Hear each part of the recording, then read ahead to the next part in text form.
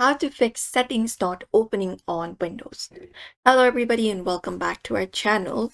In today's video, we are going to provide you with a step-by-step tutorial that we can follow and fix it in order. So I just dive right into the video and get started. So one of the easy fix is restarting our PC. We can look out for the restart option and that should work out. It is very simple, but it often works.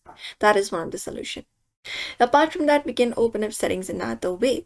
So press Windows plus I on your keyboard, and when you do, it will open up the settings. You can press Windows key and search for settings as well. That is also possible. Or we can run system file repair.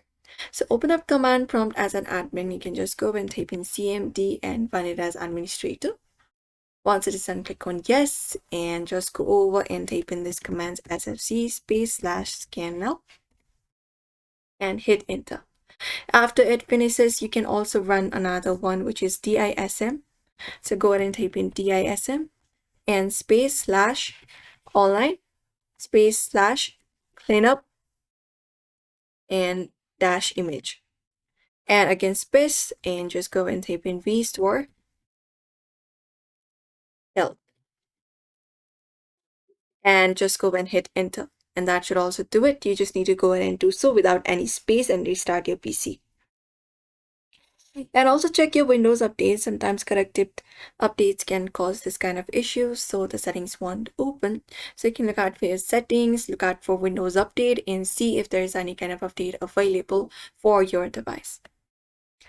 And you can also use troubleshooter commands. You can press Windows plus R and there just type in ms-settings and just go over and type in this and select the option. So you can just go and hit enter and see if that opens up the settings or not. If nothing opens up, app registration is likely damaged. And that is it. Those are probably the solution you can follow for now. So we hope this video was helpful. Give this video a like and subscribe for more.